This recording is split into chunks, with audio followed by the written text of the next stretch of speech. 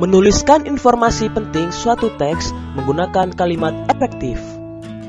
Kalimat efektif adalah kalimat yang memiliki susunan sesuai kaidah bahasa Indonesia yang tercantum dalam PUEB, Pedoman Umum Ejaan Bahasa Indonesia.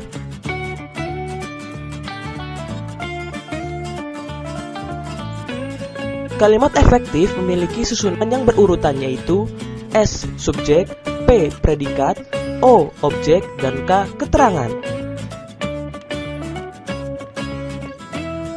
Subjek adalah orang yang melakukan pekerjaan tertentu dalam kalimat. Tidak hanya orang, subjek dapat berupa kata benda, hewan, dan tumbuhan. Predikat adalah tindakan yang dilakukan oleh subjek dalam kalimat. Objek adalah sesuatu yang berdasarkan pada aktivitas subjek.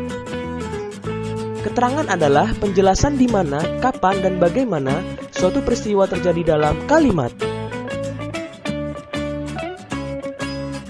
Perhatikan contoh kalimat efektif berikut.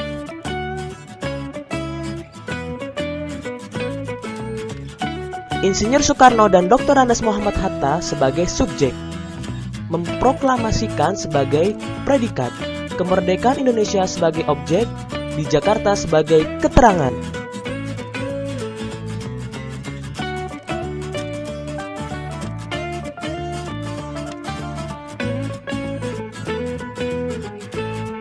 Coba tentukan S, P, O, dan K dari kalimat efektif berikut.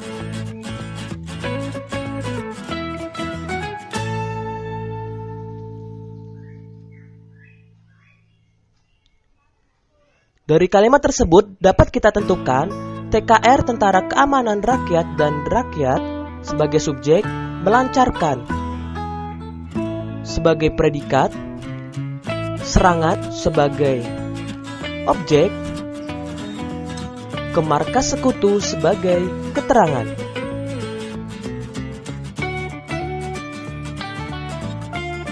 Selanjutnya, melengkapi peta pikiran menggunakan kalimat efektif.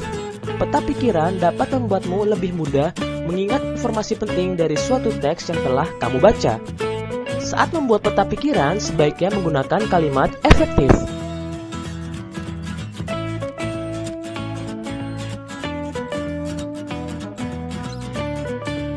Ingat kembali dengan peta pikiran. Bentuk peta pikiran dapat dibuat seperti berikut.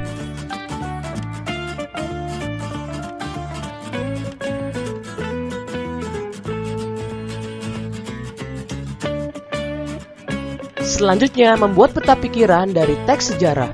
Ingat kembali, peta pikiran adalah cara menyajikan informasi penting dalam bentuk diagram dan sebagainya. Peta pikiran dapat membantu kita lebih memahami dan mengingat informasi penting dari suatu teks yang telah kita baca.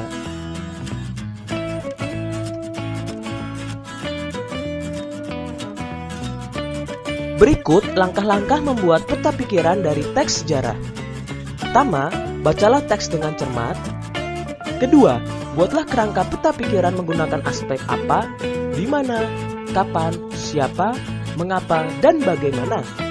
Yang ketiga, tulislah informasi dari setiap bagian teks berdasarkan kerangka peta pikiran yang kamu buat. Selanjutnya, menuliskan informasi penting dalam bentuk diagram. Peta pikiran dapat dibuat dalam bentuk diagram. Sajikan informasi penting yang kamu temukan dari teks dalam bentuk diagram yang sesuai.